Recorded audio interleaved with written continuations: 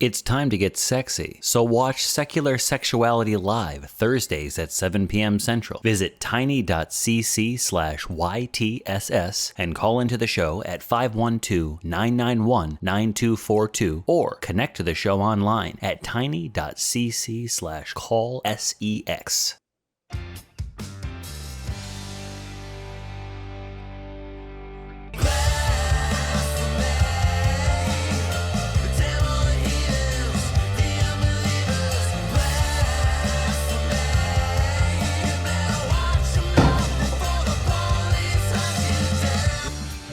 Good afternoon, YouTubes, and welcome back to another episode of The Nonprofits, the show where we discuss news and topics of the day from a skeptical humanist perspective. My name is Jason, and today's topics are, well, we're going to start off a little bit heavy, as we've been doing for the last few weeks, because the Supreme Court is still Supreme Courting, but hopefully we end on a lighter note for you.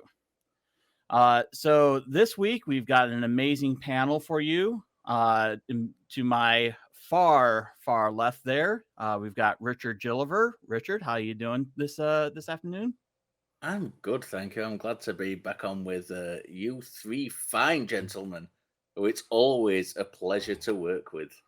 Always a pleasure to work with you as well.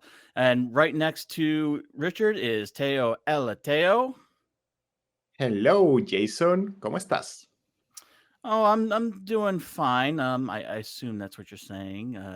My Spanish is just a tiny bit rusty. Then we've got Scott Dickie. You're starting to become a little bit of a regular here. I'll take it. I appreciate being asked back, and so this is real fun to do, and I'm happy to be here with you three.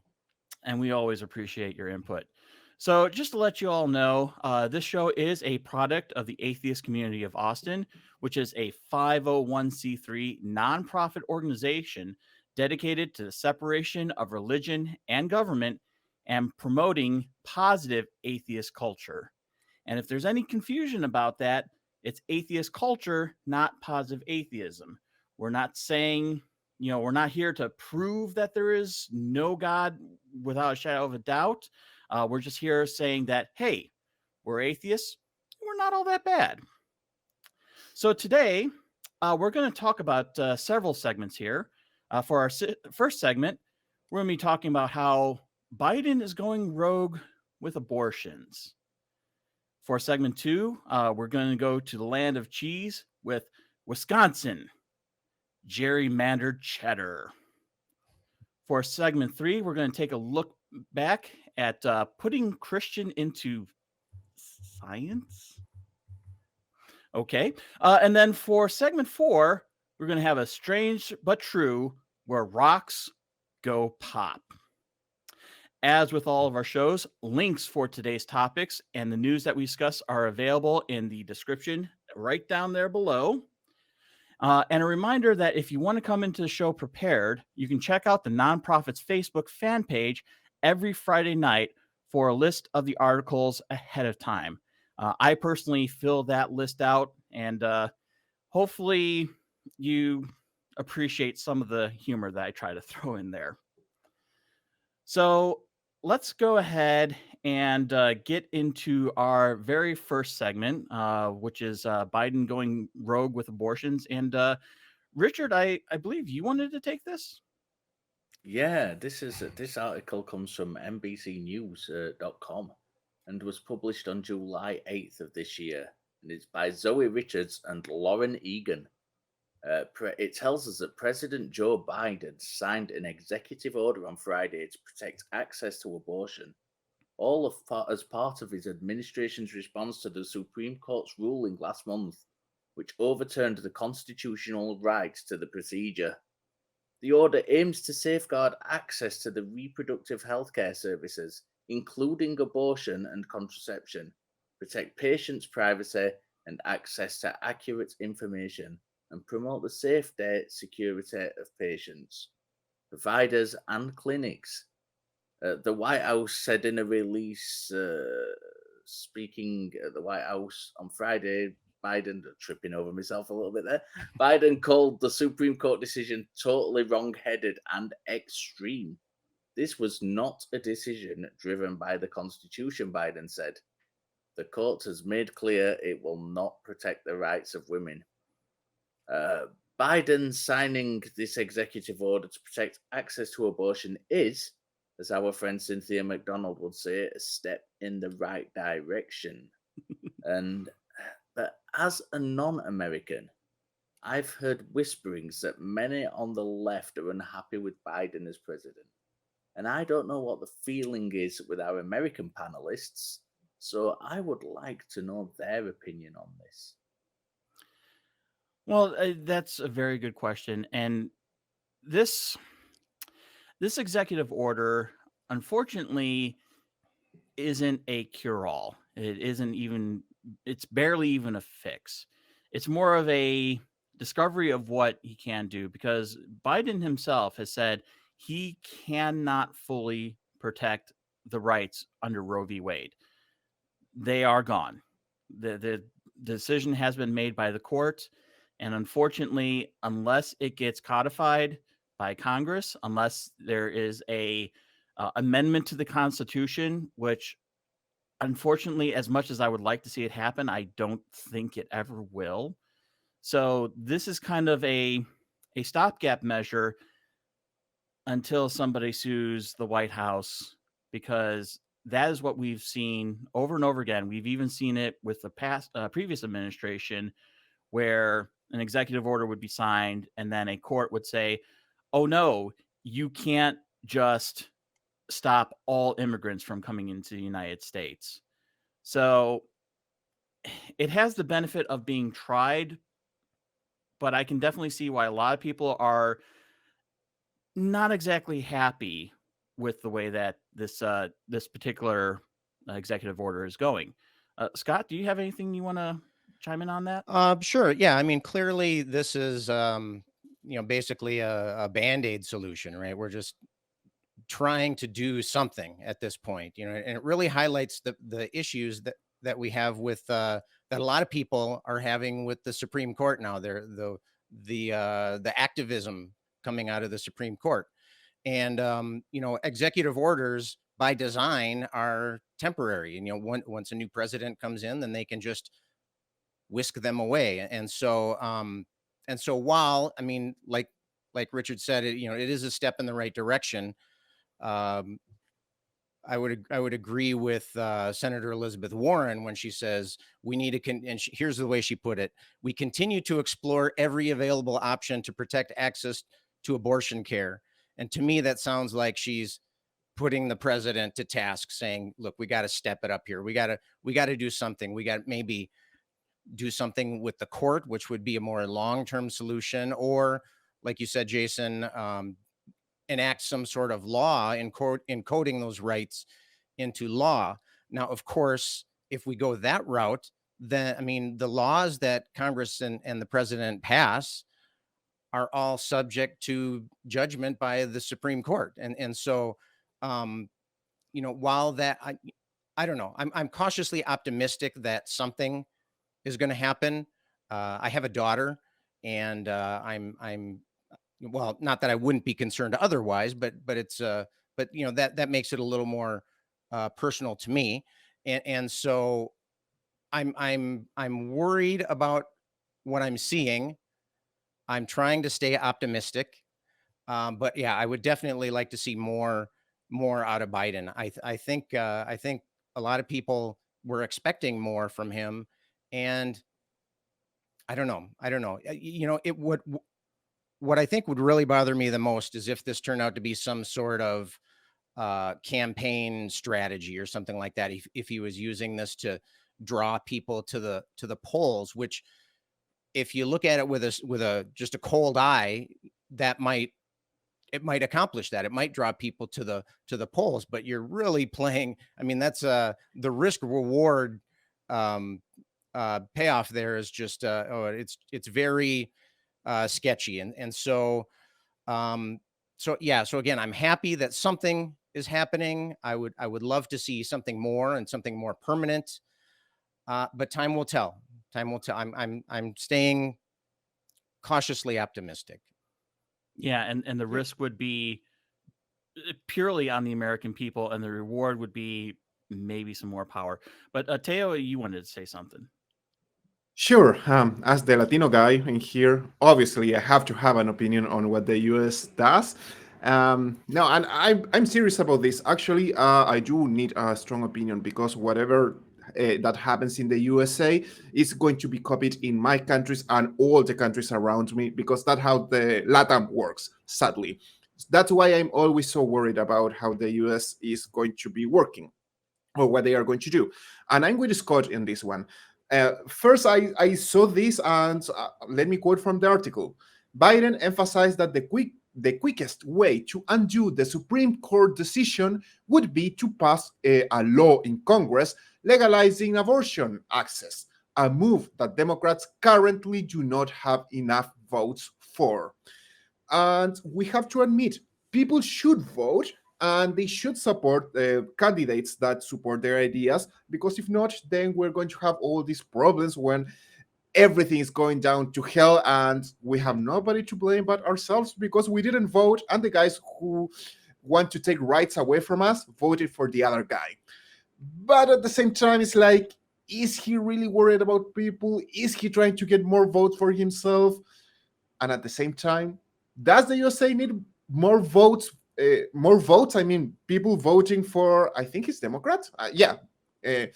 Do they need? I guess people should be voting for a guy who is not going to screw them up, and everybody should be doing that. So people should vote for a person who is going to do the right thing.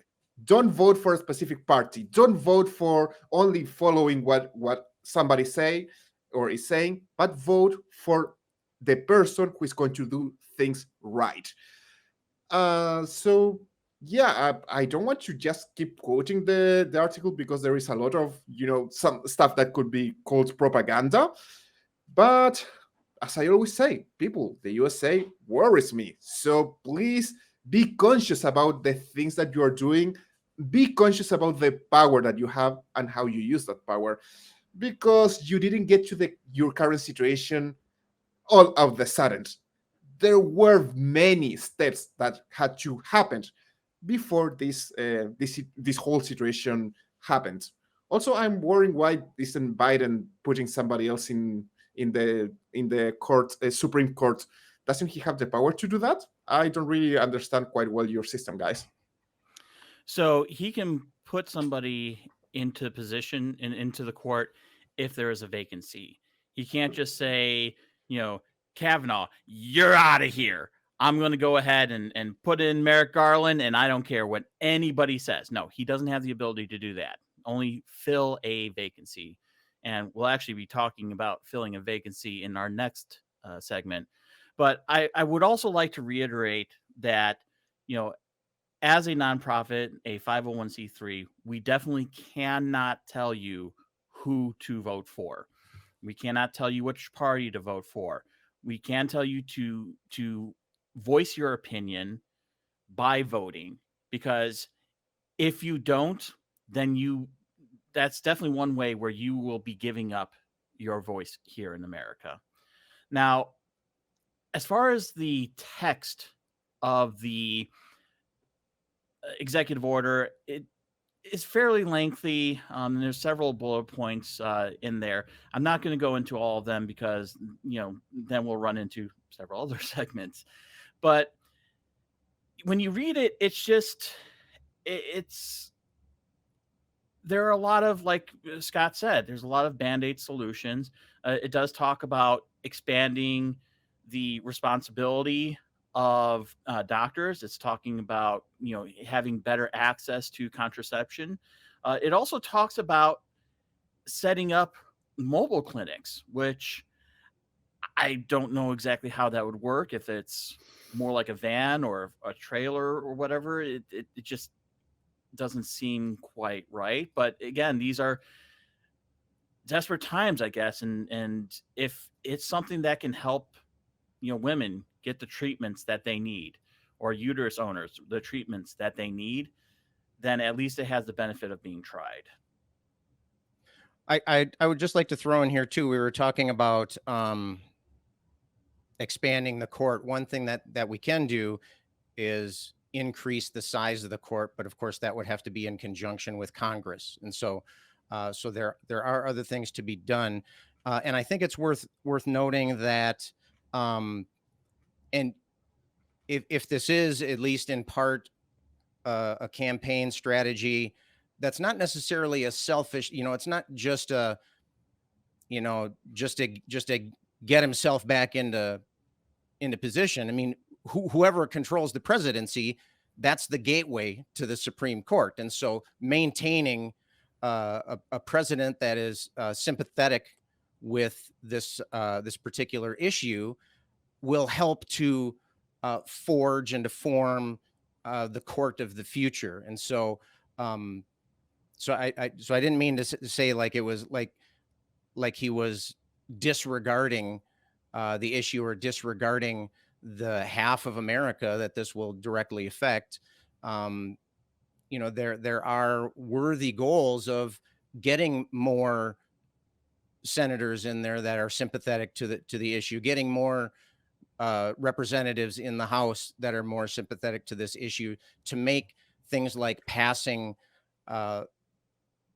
laws that encode the abortion rights into law. It would make it easier if we go that way. I mean, it can be more difficult, it can be less difficult. So why not take the less difficult way, and that'll make it a little bit more sure and a little bit more safe too. Yeah, the important thing is that there are a lot of people who have lost their protections in 13 states, possibly more. And if we lose these protections, we can lose more protections. Richard, you have anything else you want to add? Yeah. The article does mention a couple of times about Biden mentioning going out to vote, which is it was kind of, I don't know, it seemed kind of borderline between weaponizing the issue and genuine concern. I couldn't quite detect which side of that it was genuinely coming down on. One thing he did say to me, and Scott touched up on this, mentioning his own daughter earlier, and that was when Biden mentioned, if you want to change the situation for women and little girls in this country, please go out and vote. And I'm not entirely sure that appeal is going to work on the ultra-conservative if they listen to Biden at all. I think ultra-conservative Christians tend to view women as second-class citizens anyway, and to an extent. And I think if young girls or girls are getting pregnant, they're more likely to see that as kind of a fault of the left for allowing them too much freedom and not enough strictness and control in their lives. And that kind of stood out to me. Is it a bit of an own goal on his part for saying that? I just wanted to know what your guys' opinion was on that. It's easy to be the outsider looking in. You say that, conservatives look at women as second-class citizens. And I'm going to sit here and I'm going to say I cannot disagree with you on that. However, I'm willing to bet that ultra-conservative people would disagree with you on that, including no doubt. ultra-conservative women. This is another thing where it's like we can't paint everybody with the same brush, and I know that's not what you're doing. I just want to make sure that nobody else is doing the same thing, because really, what a person's view is a lot more nuanced, even when it isn't. What do you think, Teo? I keep thinking about this and about Biden calling people to vote. And I want to take your mind. Did you watch the Road to El Dorado, that movie? many Please years watch ago. it. It's amazing. At the beginning, these two guys, they are friends, but they are pretending to be fighting each other. So when they are attacking each other, they are stealing everybody else's money. And I saw recently that scene being compared to the USA politics. You have only two parties. They pretend to be fighting to each other, and well, things don't change much. I think, and I was thinking, I wrote around my notes that one of the problems is that you only have two parties, so you see yourself forced to vote either for party A or party B. You don't vote for the candidate, or you don't vote for ideas. You vote for the specific color, and that's why it's so weird to see the USA politics, how they work. It's so strange that Biden was only chosen not because he was Biden, but because he wasn't Trump, and that's why everybody voted him. And it's so weird for me, as an outsider, to see how Trump still has enough power that the person that he put in there they actually think he puts more than one person.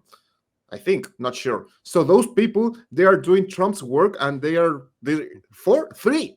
Wow. 3. You see, that's why it's so weird for me that there are no vacancies apparently, and we will be talking about that in the next in the next segment. So it's so strange that I really don't understand much about politics or how they work in the USA, and it looks extremely weird for me. So I'm still with you guys. It's so weird that yes, you need to vote, but you have only two candidates or two colors, and that's it. No more options. It's sorry guys, but the US is a mess. It is. That's first past the post for you. If we had ranked systems that some other countries have, we might be singing a different tune. But it's America. If you don't like it, get out. I guess at least that's what they tell us. Scott, let's have you have the final word on this segment, and then we'll Well, move on. I was to the just going to next. say that I think if Biden's call to vote does not appeal to ultra conservatives, I don't think he'll be heartbroken about that. Okay, so I think we can go ahead and put this one to bed. Like I said, we're starting off a little bit rough because we're in an interesting place. It's that old, probably not Chinese proverb, may you live in interesting times. But I would like to thank both our veteran viewers and our new viewers for getting us over 11,000 subscribers. Mm-hmm. So if you are watching us now and haven't subscribed, what are you waiting for? The button's just right down there. Go ahead and click it. It's not going to hurt you. And once you've subscribed, click on that like button, ring that bell so you always know when a new Nonprofits episode premieres, which of course is every Sunday at 3 p.m. Central. But it also lets you know when these individual segments get clipped out. So, you always know when your favorite Nonprofits comes on. Then you go ahead and share that link of our channel with your friends, your family members, coworkers. I've definitely done that several times. Probably explains why I've had several jobs in the past couple of years, but let's not go there.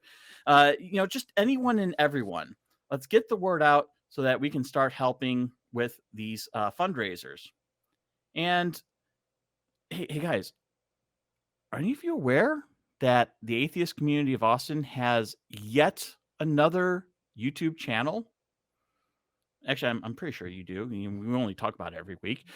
Check out the Atheist Experience Network, a channel where you can find all ACA shows in podcast form.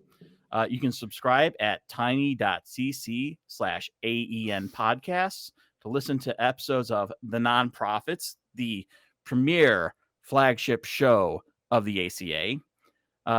The Atheist Experience, Secular Sexuality, Truth Wanted, Talk Heathen, even some shows that we've had in the past that we no longer produce, but they're still there in podcast form. So subscribe so that you don't miss a single episode. All right. So next, we're going to go on to segment 2. And for segment 2, well, Scott, you're not quite a cheesehead, but what's going on in Wisconsin? Yeah, this one is kind of straight out of the Twilight Zone, I think. There was an article titled "Wisconsin Court Delivers Another Setback to the State's Democracy." And it's from the July 5th Maddow blog. So it's the Maddow, the blog on msnbc.com. And so the article starts out talking about a board member on the Wisconsin Natural Resources Board, which is responsible for setting state policies and related to wildlife and air and water resources and so forth. So way back in 2015, then Governor Republican Scott Walker, no relation, appointed Frederick Prane to a 6-year term on the board. And so his nomination was confirmed by the state legislature. And then in 2019, Wisconsin voted in a new Democratic governor, Tony Evers. So, and then in 2021, when Prane's term expired on the board, or at least it was set to expire, the governor should have been able to appoint the replacement. The problem is that Wisconsin's Republican-leaning Senate decided that they weren't going to confirm any of the governor's appointees. Just blanket no, just no more.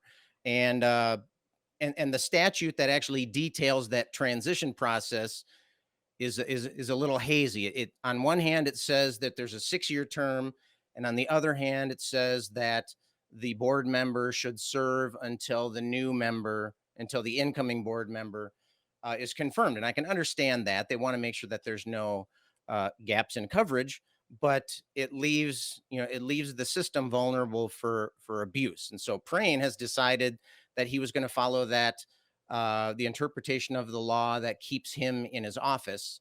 Basically, he's decided he's not going to leave until this thing that the Senate has said is never going to happens, right? And so since they're not going to confirm any new appointees, basically it's giving this person an indefinite term of service. So that leaves the Democratic governor basically unable to do a key portion of his job, and that is to appoint all of these these various governmental employees. And so the issue was brought to the Supreme Court then.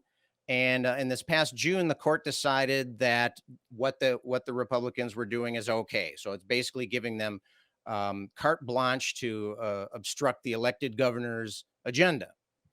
So there's really two issues going on here, I think. And the first one has to do with gerrymandering. And that's just something that any place that has representative government has to deal with this kind of thing. That's when a partisan government officials redraw district lines to unfairly favor one group or the other. Very often it's party affiliation, or it could be maybe some kind of minority gets their votes suppressed or something like that. And so Wisconsin does have a gerrymandered map, and it's reflected by the fact that even though most voters in the state vote for Democratic candidates, most of their elected officials are Republicans. But for statewide offices, things like, for offices where the whole state votes, like governor or a U.S. senator and things like that, they elect Democratic, candidates. But for the local level positions, which include the state Senate and the state Assembly, that's the other house in their legislative branch. State Supreme Court, their Supreme Court is elected positions, and that's all done locally as well. And so all of the local elections favor the Republicans because of the gerrymandered map, while the statewide positions favor the Democrats. Now, the author of this article was a little heavy-handed. I got to admit, he was talking about how Wisconsin is heavily gerrymandered. Although there is evidence that shows that the demographic trends in Wisconsin have been shifting in a way that the people are kind of helping out the gerrymandering process, because the Democrats are moving into condensed, concentrated urban areas at a higher rate, and the Republican voters are moving out into the more sparsely dispersed outer state, and so they're kind of helping out. And I found an interesting article about that particular thing, about whether or not Wisconsin is heavily gerrymandered. It's called "Why Do Republicans Overperform in the Wisconsin State Assembly?" And this was written by John Johnson at the Marquette University Law School faculty blog. If you go to that blog and look this up, be warned, there is math content involved. So be prepared for that. But here's a quote from him. He says, "There is no serious question that the state assembly districts drawn in 2011, that was the last time that they redrew the districts, are an extreme Republican gerrymander." However, and they do, in that article, they do some of the math, and they can demonstrate that. And so, but that fact does not show. Let's see, where was the quote? "So there's no serious question that the state assembly districts drawn in 2011 are an extreme Republican gerrymander. However, that fact does not establish how much better Democrats would have done under a fairer map. The gerrymander only shows its teeth when Democrats do well statewide. When Tony Evers won the statewide vote in 2018, he still lost to Scott Walker in 63 of the assembly districts. Under the previous decade's map, Walker would have only won 53 seats. And so there's just a slight difference there. This statistic is telling for two reasons. First, it shows the strength of that 2011 gerrymander. Okay, it won just that alone, won the Republicans 10 extra seats in the assembly. Second, though, it shows the extent to which Wisconsin's political geography stacks the deck against Democrats, even in the absence of deliberate gerrymandering. So there's kind of a double whammy happening here. Just the natural drift of the population is affecting it, and then the gerrymandering is piling on top of that. So while the gerrymandering is a serious issue, it's not the only factor at work here. And if anybody else wants to jump in, just interrupt me. I'm a teacher. I'll just fill the time. Otherwise, yeah, no. We'll so and when we talk about gerrymandering, there really are two major types, because there can be good gerrymandering. It's really difficult when you're talking about demographics. You're talking about where people live, because anybody can live pretty much anywhere. We still consider this a free country to some extent, free with an asterisk behind it. So when you say, oh, well, gerrymandering, it's all bad, it tends to be. There have been some districts that have been helpful. But we've talked about gerrymandering a little bit, and I'm sure we'll do more episodes on that. As we still try to figure out this whole American experiment, as it were. And Scott, you touched a little bit on some of the biases within this article, and Richard, I know you took exception a little bit.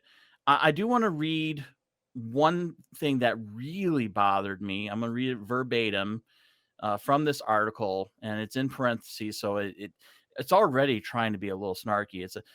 In Wisconsin, state Supreme Court elections are technically nonpartisan, but it's painfully obvious which judicial candidates enjoy which candidates' backing.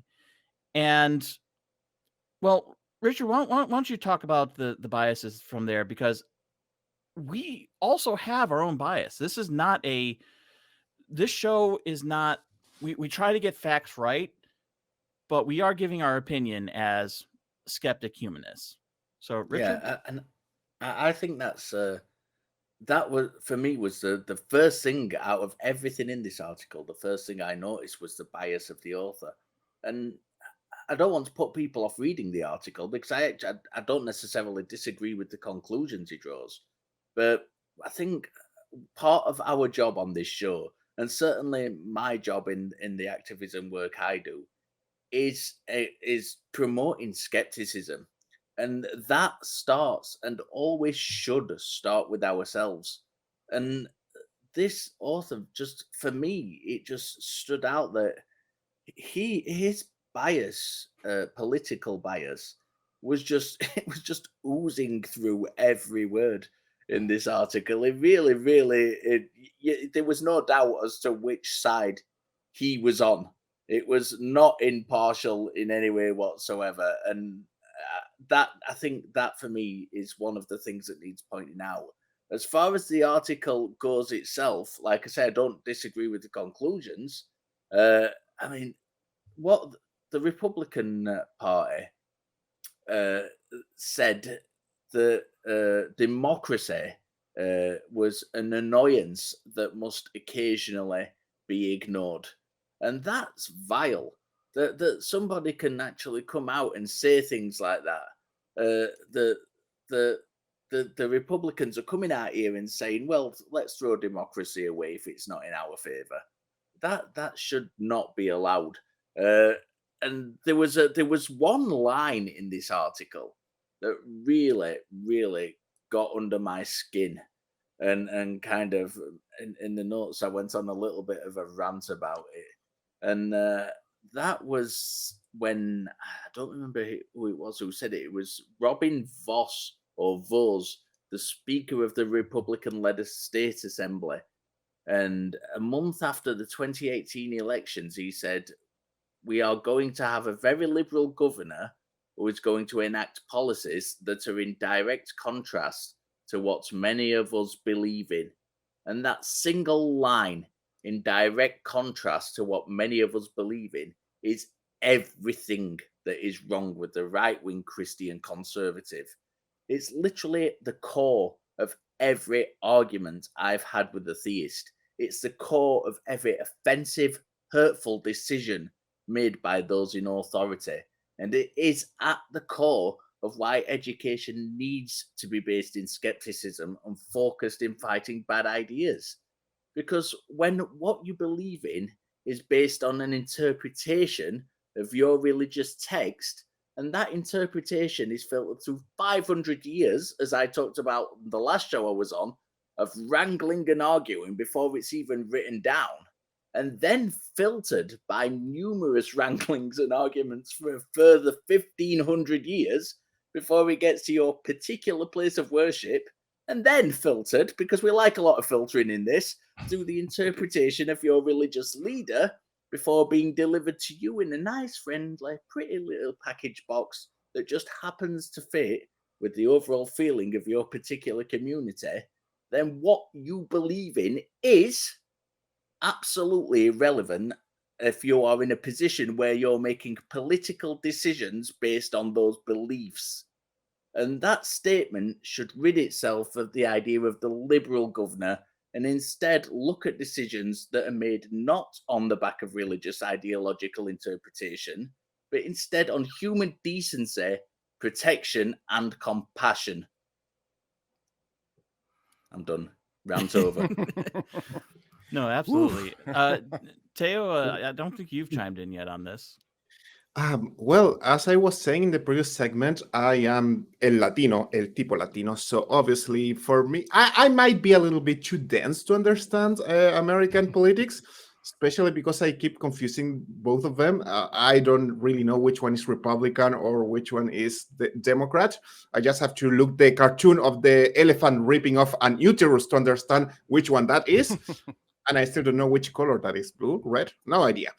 But what got my attention, once again, it was hard to understand this for me, so I hope you can explain some stuff for me. But I got to a point when I read what was happening, and I was like, imagine if I could just go and say, no, boss, I don't want you to fire me. I will keep my job until I want, and you cannot do anything about it because I'm trying to interpret this my contract in this certain way. It's so weird that this thing that the new governor wants a specific person in the place and he cannot do it. I mean, what's the idea? Where's your power, guy? Why were you chosen if you cannot put the people that you want in the place that you need? I really don't understand how politics work over there. It's insane for me. I know we shouldn't use that word, but the whole situation is so ludicrous that I'm struggling a lot to understand what is happening. It's interesting that you say, that you don't understand. I mean, we don't understand it either. And right wing, left wing, they're really part of the same bird. Two sides of the same coin. You hear a lot of the sameness, but you also said how you know the people elected this governor in to do a job, and he doesn't have the power to do his job. And we're seeing that, on the congressional level, we're seeing it in the Senate, we're seeing it in the presidency. We elect these people to do a job, and it doesn't matter if it's Republican, doesn't matter if it's Democrat, doesn't matter if it's an independent, because we do have independents in there as well. Not many. The simple fact of the matter is that we've told them, you've got a job to do to protect the American people, to defend the Constitution. And we're seeing it as, wait a minute, you're not doing it. Or you're doing it just as long as you can protect the Second Amendment. We're not seeing this full protection. And one of the things I said is it's we're seeing the same plays, the obstruction, we're in the minority, and all of a sudden we have more power somehow. It's just a play that keeps working, and I don't know it. When you say Teo, how does this work? We don't know either. We don't know how we got here, but we did. Something that got my attention from my article, and let me quote it, please. When they are discussing this or explaining the thing of why they cannot remove the other guy, I'm going to quote. When Wisconsin's laws were created, policymakers didn't envision a system in which state senators would simply refuse to confirm nominees in order to reward the appointees of a defeated former governor. And as soon as I read this immediately hit me in how whenever I see different kinds of debates in the USA, they call the founding fathers and what they could have expected. And why do you still think about what would they say? They were people who had no idea how the country would evolve. And I think that this situation is a great example why your current laws must not depend on what the founding fathers thought or didn't think about, but as Richard said, or who said, I don't know, but rather on the common good and well-being of the citizens of the country, not on what good old people who had slaves and didn't know what I don't know what anything that we have nowadays is. But it's am I it's right, Scott and Sorry. Jason, in thinking that the founding fathers actually wrote in a clause so that the laws could be changed to make sure that it was updated if it needed to be? Absolutely. That's why we have amendments. And there are some interpretations that, the entire Constitution should have been ripped up like every 20 years so it can be rebuilt stronger, instead of being this monolithic thing. Which monolithic, we'll get into that in the fourth segment. But Scott, why don't you go ahead and take us out from this segment? Yeah. Well, I mean, what's happening here? Yes, there are ways that we can update the laws, but also factored into this initial formulation of our country is this idea of checks and balances. And so what we've seen here, and this is, we talked about gerrymandering already, and that's a concern. That's a concern. In fact, I do agree that this article was clearly lopsided. Although, in his defense, it's a blog entry, and so I kind of treat those kind of more like op-eds, and so maybe I cut him a little bit more slack there. But one thing that I liked about that is, and I'm on like my third tangent here. I'm like 3 tangents deep. One thing that I like about when I run into that is it makes me want to double check, right? If somebody's going to come in with a clearly slanted article, whether it agrees with my position or whether it doesn't agree with my position, my first thought is, why is he wording it, or why are they wording it so heavily in that direction? And so that's how I came across that other article that was full of all the wonderful math. But what we're looking at here, though, is the more concerning issue of the system being taken advantage of, right? We have these party leaders that are representing their party agenda over everything else. A perfect example here is, I don't know how many years ago, was what I suppose about 10 years ago, Mitch McConnell. He proudly boasted that he would not even open a discussion on any of President Obama's Supreme Court nominees. And that was without even knowing who those who those nominees were going to be. And so, it's really a childish way, it's my way or the highway.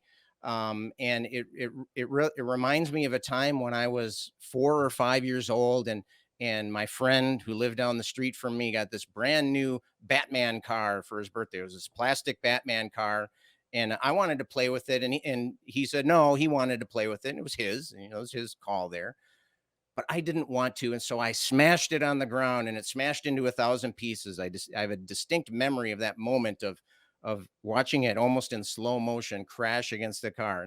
Now that's not a moment that I was particularly proud of in my life.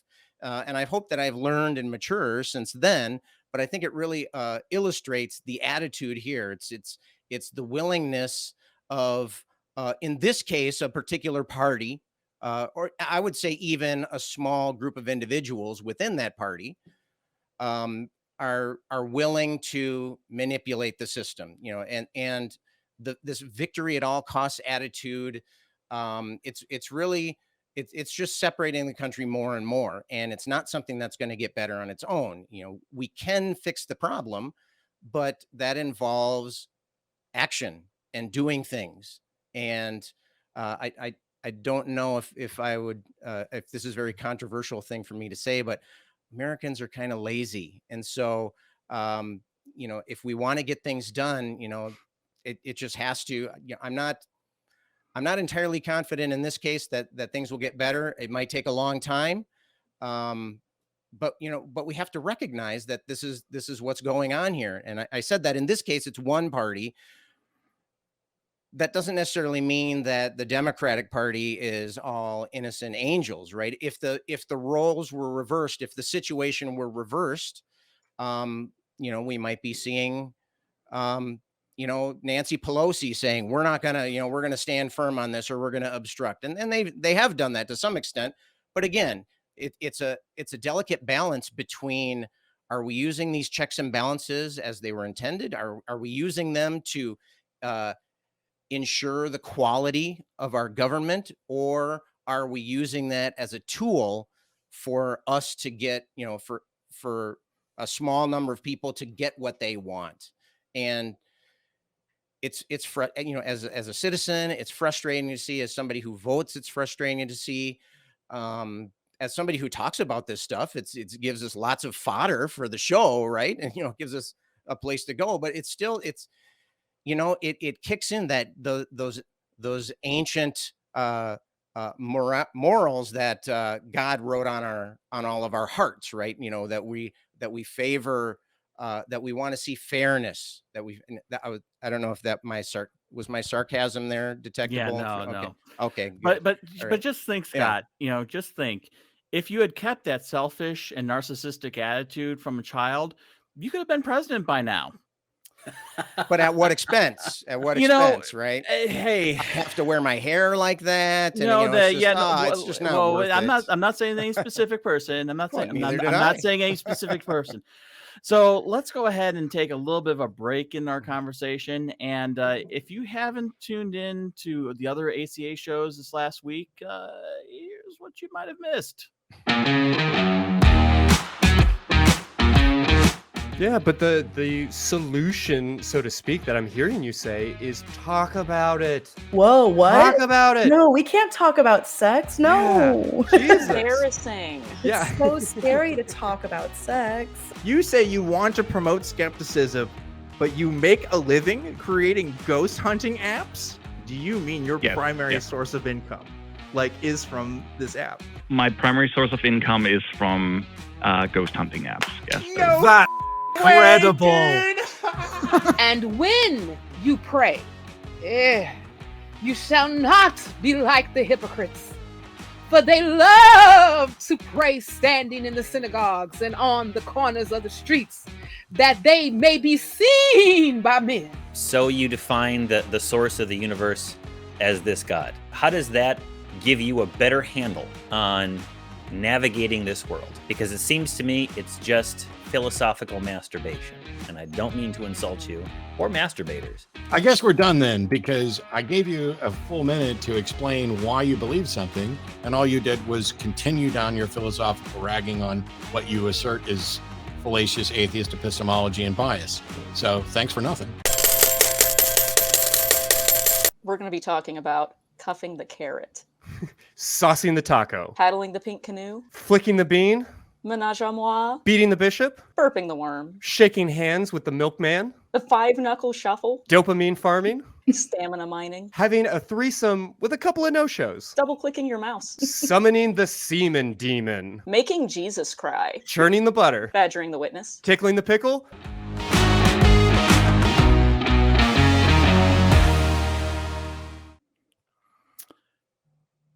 And we are back. So, for our next segment, we are going to go to Teo el Ateo, and we're going to have a little bit of a looking back. Nice. Well, thank you for that, Jason. Looking back.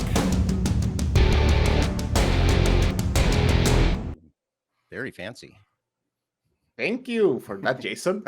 And yeah, thank you, Free Thought Almanac, where this article was published. This is a July article by Ronald Bruce Mayer. So read, people, it's very interesting. And usually when I introduce a topic, I enjoy telling a personal anecdote about it.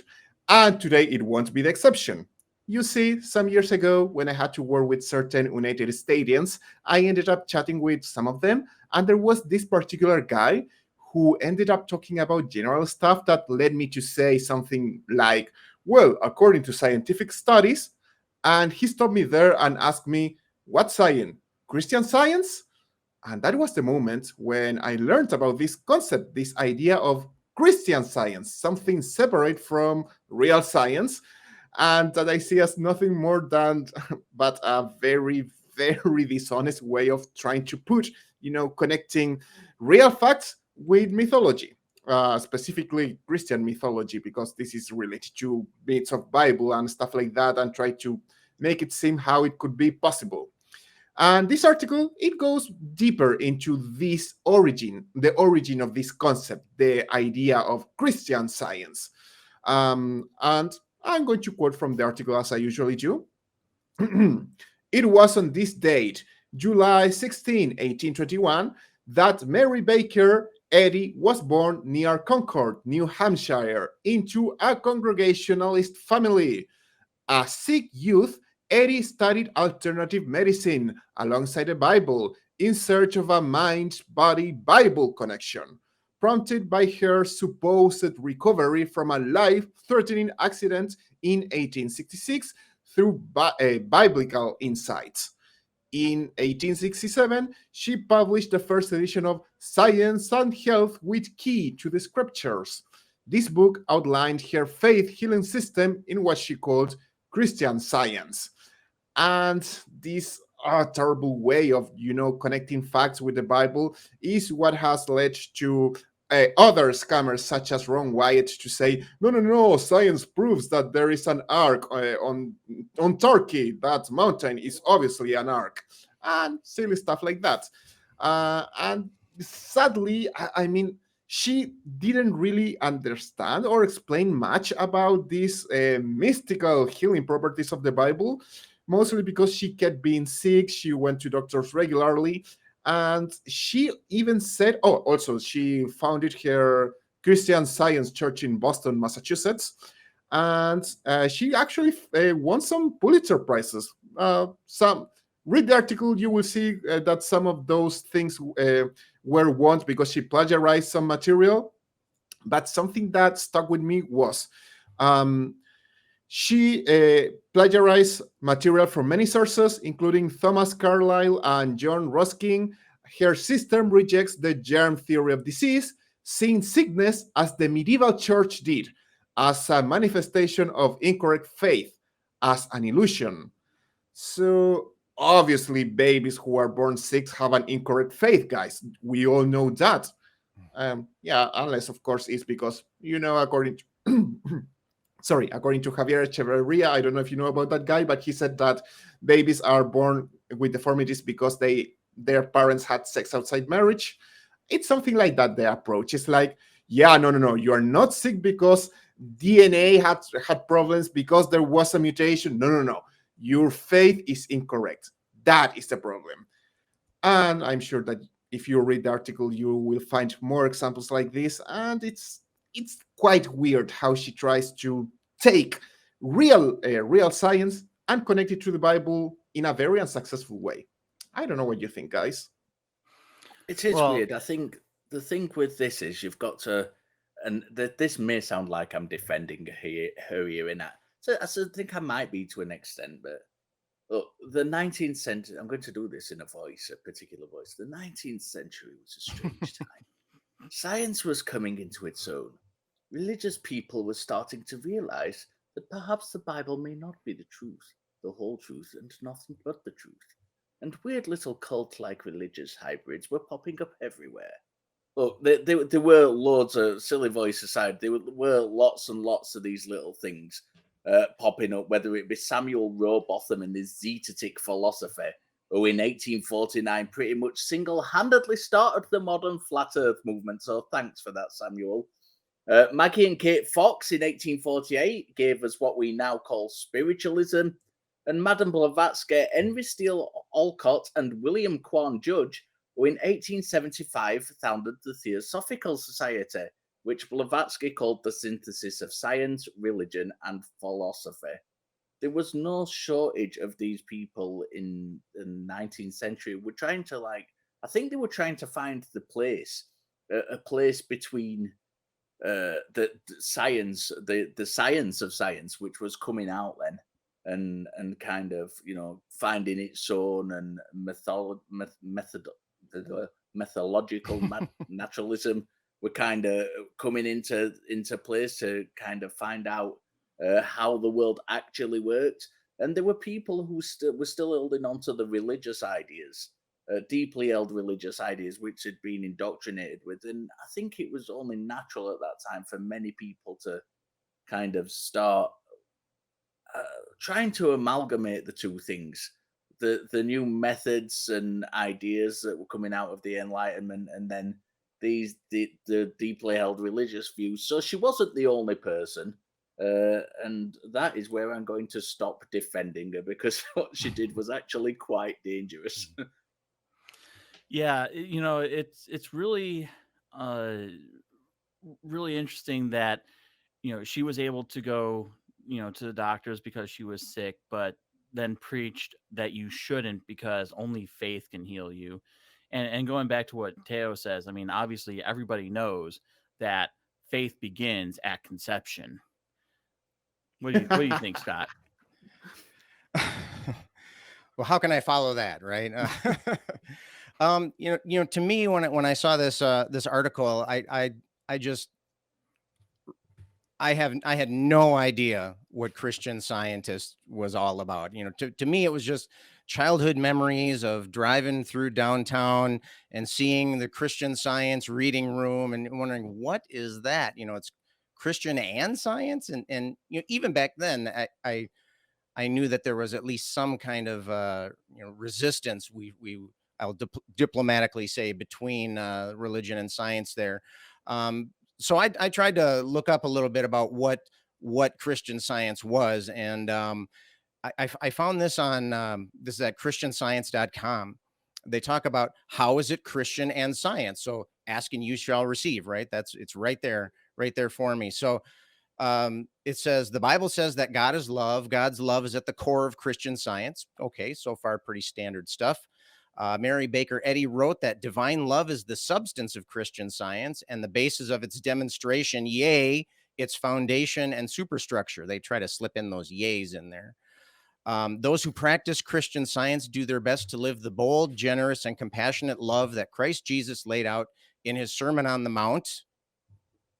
Questionable there. This is the heart of Christianity. Okay. And so we see how the Christian comes into play. This next line, I had to read it twice. Okay. And I'll read it twice for you too. Christian Science is also a science because it's based on God as infinite principle as well as unchanging love.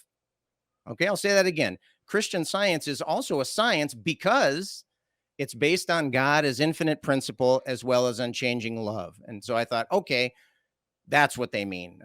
They mean Christian Science, not regular science. Okay.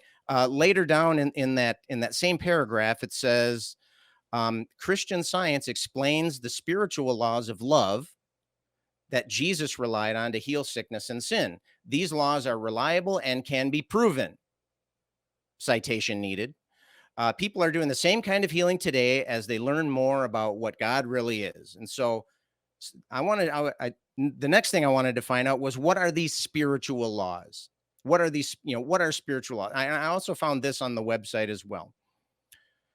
These laws or spiritual forces are wholly good. They induce only good effects, health, harmony, perfection, and peace.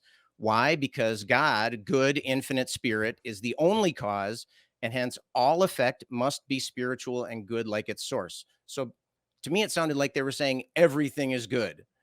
And I think the evidence will conflict with them a little bit there, although maybe under the Christian Science model, maybe they approach the evidence a little bit differently. But that's really what stood out to me, is that it seemed like a fairly standard Christian sect with kind of like some science-y terms sprinkled in here and there. And it seems like they really don't understand what science is, at least from my take.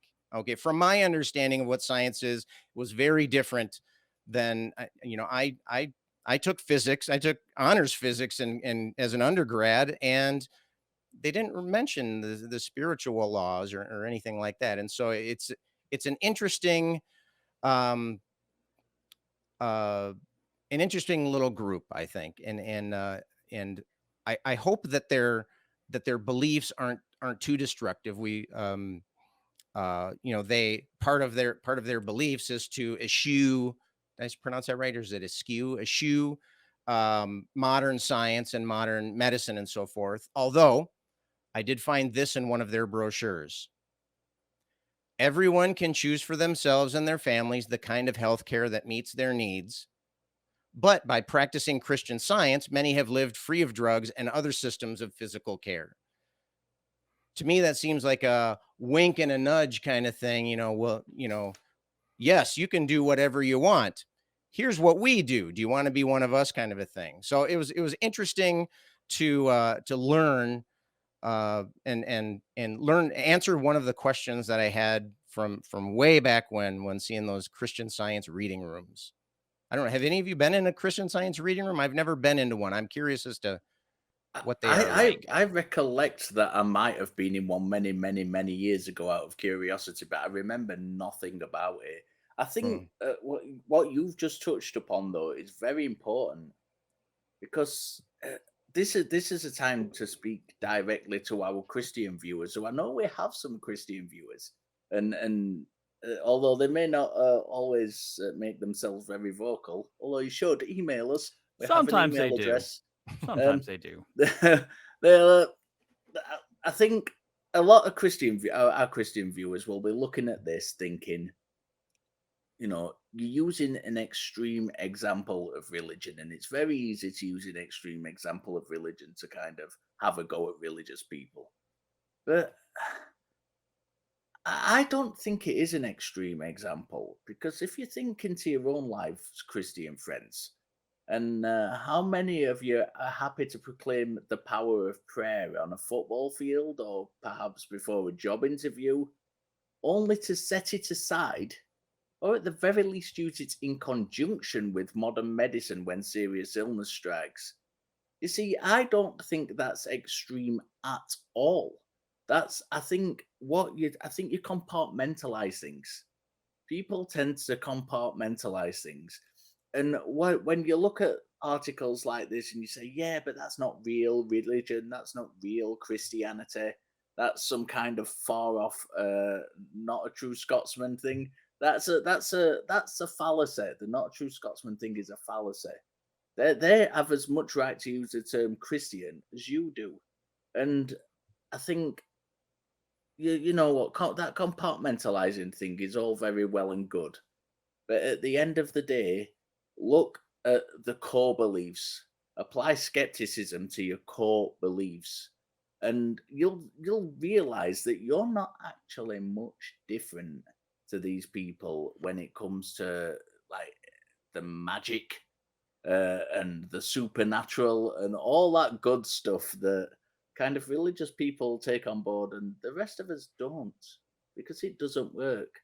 That's why we go to the doctor, and it's why the founder of Christian Science went to the doctor, because when it comes down to it, that's what's important. The science is important. The Christian bit, not so much. So we've been looking at, the life and times, of Mary Baker Eddy, and the thing that she created. Now, some little bit of good news, because at the height of Christian Science, they've had an estimated up to 1 million members, and this is like, wow, that sounds like a lot. But when you look at obviously the entire population, or the entire population of Christians in general, it really isn't all that much. And Christian Science, just like many other sects within Christianity, Catholicism, and just religion in general, has also been suffering massive losses. And to the point where today there are approximately 1,750 congregations worldwide, 900 of them being in the United States. And as far as members are concerned, estimates go as high as 400,000 to a little under 100,000. So at the very least, it is highly unlikely that Christian Science will get into a place where they can dictate policy on how our healthcare system goes. So as long as we keep up that trend, I think we'll be okay. So that's a good place to go ahead and jump into our last segment. But before we do that, did you know that you can become a member of the channel for as little as 99 cents a month? Click on the join button below the video, and this will give you special access to chat emojis. We're still trying to, figure out what all chat emojis we want to do, and you can go ahead and post them up. In fact, you'll probably see me in chat posting a bunch of emojis right now. Hi, future Jason. Also, and I always love doing this because I got to announce it for the first time, and I have been pushing for us to have this, but we have a brand new store.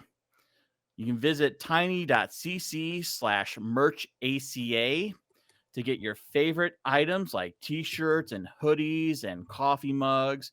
You can check out new items like beanies, phone cases, tote bags from all of your favorite ACA shows, especially from the flagship. And every month you get a limited, you can purchase a limited edition item. We typically do t-shirts. You can see our latest one up there. You can even see our resident cartoon wearing a special edition t-shirt. Now, he is wearing it a little bit backwards. This is actually one of the special editions right here. You can tell by the badge on the sleeve. I'm not going to turn around and show you the back. This is the flagship show that we had a couple of months ago. And, he's a little bit backwards, but we still all love him. So be was sure to better like check this. out. Be sure to check out the store for NP merch and merch from all the other shows. Now, we had a pretty heavy first two segments, first half of the show. We got a little bit lighter in the last segment. Let's see if we can kind of get it a little bit true, even though there was a little bit of destruction going on in our final segment. Strange, but it's true. Strange but true. All right. So, let me tell you, there in Georgia, there was a bunch of stones. They called them the guide stones, and what it was is a bunch of saying or a bunch of rules written in several different languages on what should happen if a massive disaster struck the earth. These guide stones have been, marred in controversy. The current governor wanted to take them down, made it his goal to take them down. Well, unfortunately, they have been taken down due to a explosion that happened right around July 5th that damaged the stones, and it was deemed unsafe to leave them up.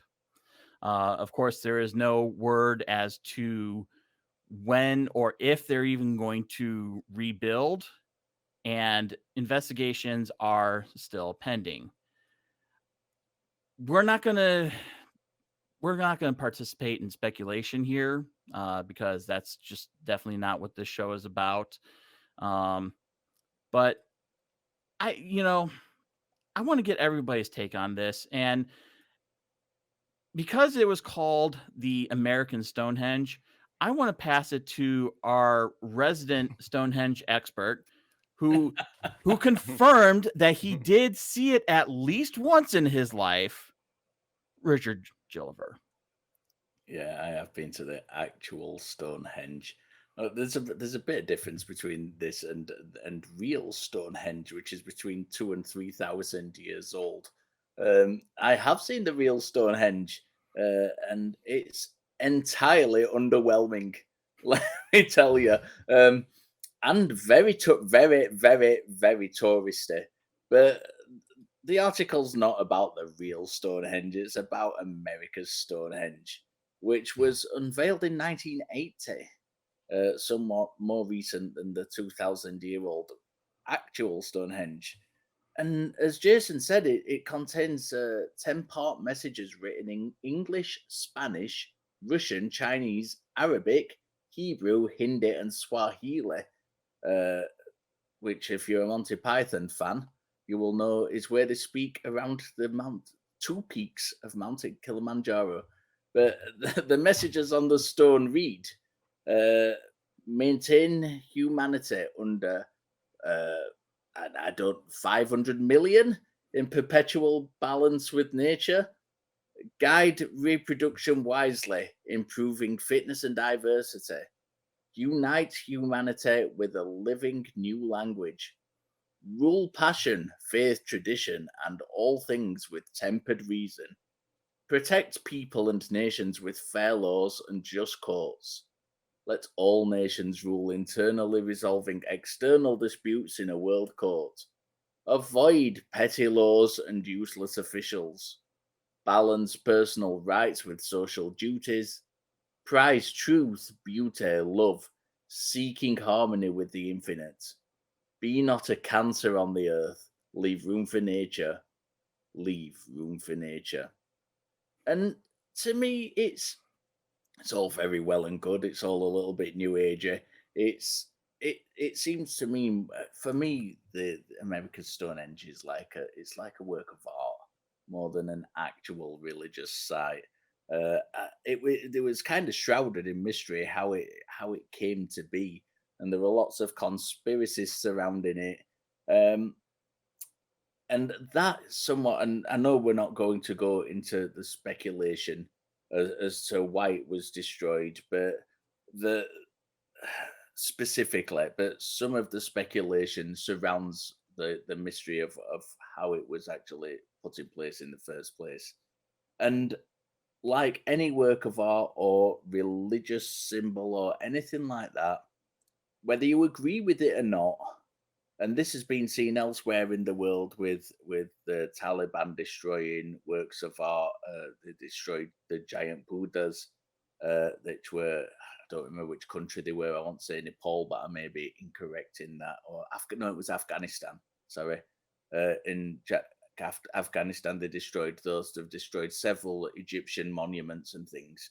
Regardless of whether you agree with the religious message behind it or the art message behind it, I don't think there's any need to kind of go and surreptitiously damage things with explosives just because you've taken umbrage to it. There are legitimate reasons to take things down, like we've seen statues of dictators taken down and things, and sometimes there are legitimate reasons. I'm not saying we shouldn't remove anything, but, to sneak in the middle of the night and blow something up, which is essentially just a work of art, I think that doesn't sit very well with me. And I'd be interested in knowing what you guys think about that. Yeah, well, Scott, why don't you go ahead? Sure. Yeah.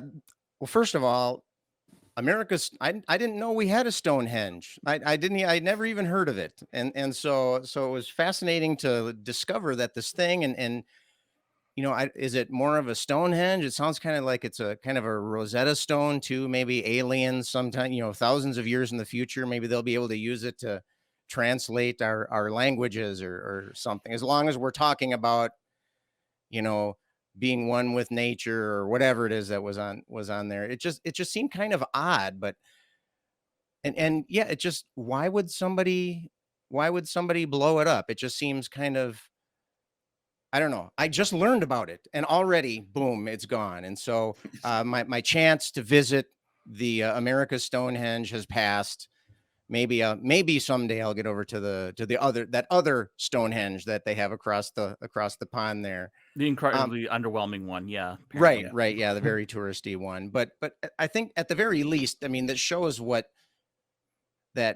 people get riled up and get their hackles in a bunch or whatever, that they're willing to go to great lengths to do stuff like this. I mean, this blowing this thing up is no small task, right? Basically, it was a giant block of granite, or was it granite or was it? Yeah, I think they said it was granite, but it was just a big block of stone, and they blew it up. I mean, it's not easy to blow up a giant block of stone. And again, I don't know why the person blew it up, but if we base it on that the gubernatorial candidate, his promise to destroy it, and clearly his motivation was religion based, and he was maybe talking it up to his base or for whatever reason. It does smack a little bit. I mean, it seems like something that you would see in the Da Vinci Code or something like that. And it seems like something that, boy, I bet the Catholic Church has to hate this, or things like that. And so it sure wouldn't surprise me. And I found a related story in the Athens, Georgia, the Athens Banner Herald. The Elbert County Board of Commissioners Chairman Lee Vaughn said it was an oddity, adding that it was not a Christian monument, nor was it an anti-Christian monument. So he wasn't saying, he was basically saying that it's separate from Christianity.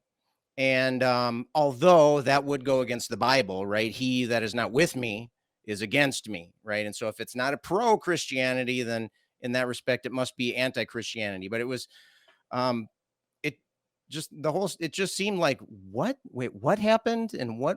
We have a henge, and But I also discovered in that other article that there was a time capsule originally buried under that. And after this event happened, they looked for the time capsule and it was gone. And so, maybe somebody was trying to get something on. Maybe there was some, I mean, this is Georgia. Maybe it was full of lost ballots or something, or uncounted ballots, or or maybe it was kind of like a tontine. You know what a tontine is? Remember that No, I watched Simpsons episode where that a episode bunch of of people MASH, a bunch of people get together and they say the last person to be alive has to get this thing, wins the prize or whatever. And so maybe somebody was the last member of their World War II organization or something. Or hear me out, aliens.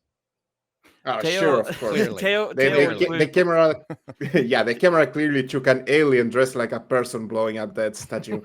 Guys, you're taking all the fun out of this. What do you mean you're not going to speculate? I want to speculate the shit out of this issue. I mean, Candice Taylor said, "I'm the only candidate brave enough to face this Luciferian monument." I'm reading from Spanish, so I'm trying to translate to English. "Choose me, governor of Georgia, and I will put the satanic regime on their knees, and I will destroy the Georgian guidestones."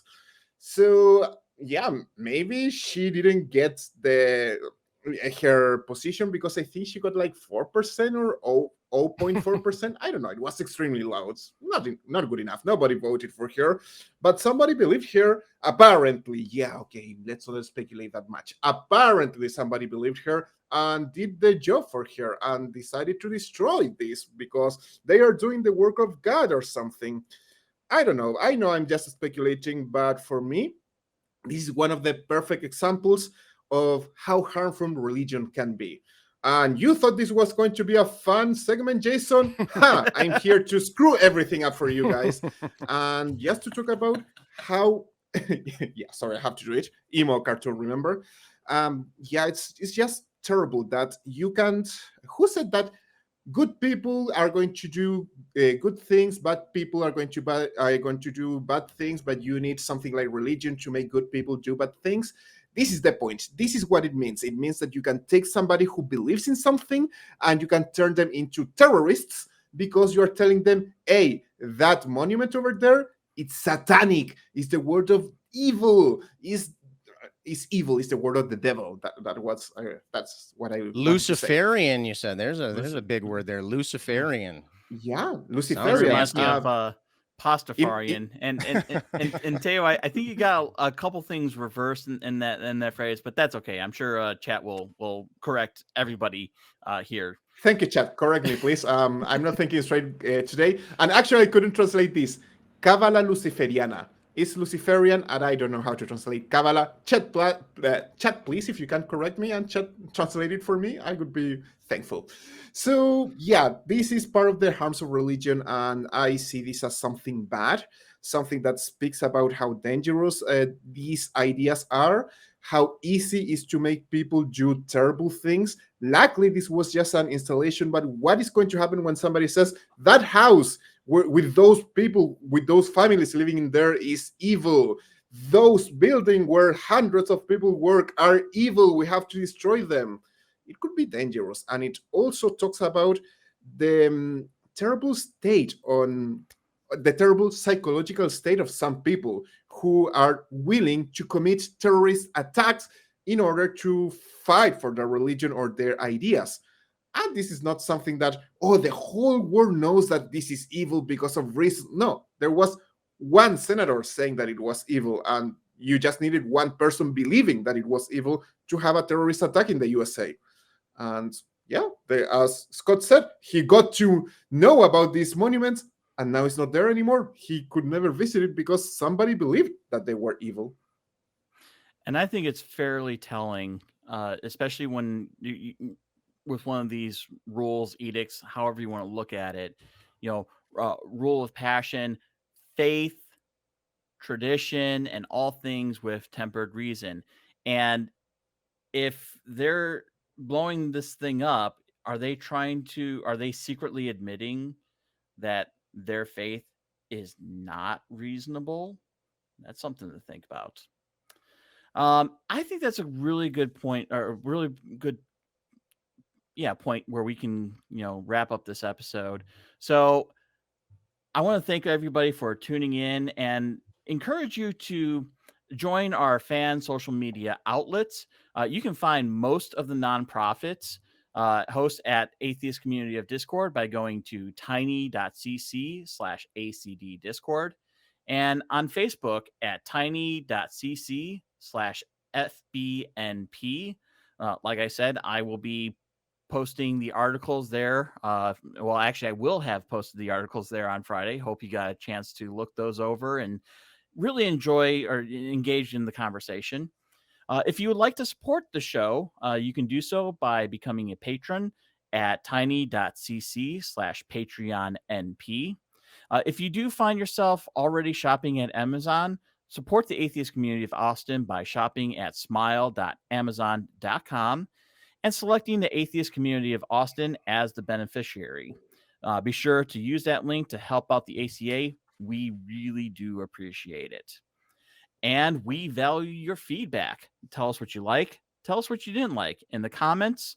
I will definitely be there in the comments. In fact, I make it a personal pledge to answer all the comments within the first 7 days.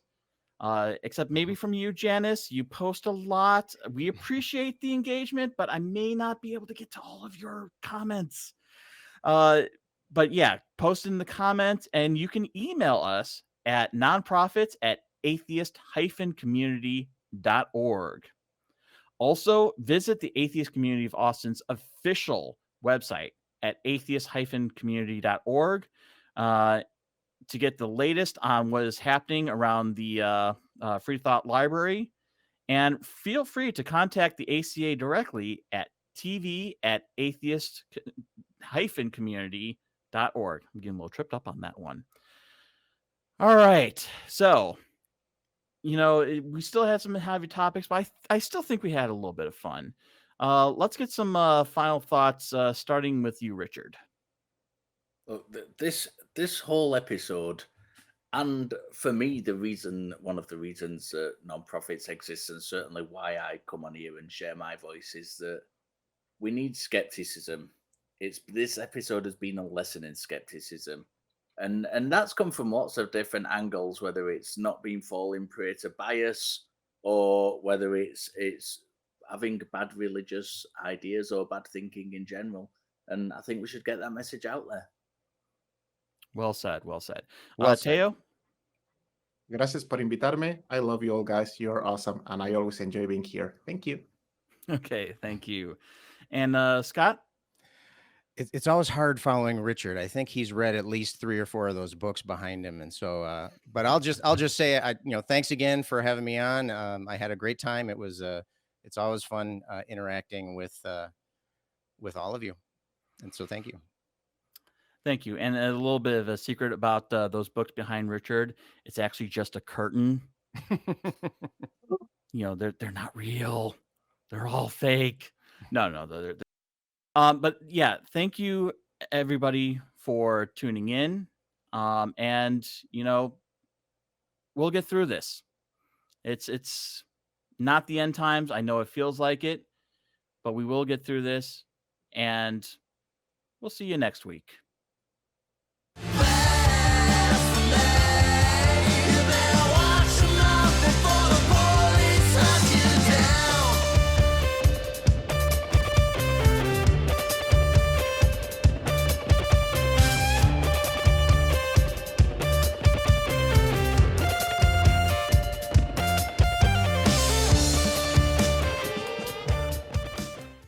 Watch Talk Heathen live Sundays at 1 p.m. Central. Visit tiny.cc/YTTH and call into the show at 512-991-9242 or connect to the show online at tiny.cc/callth.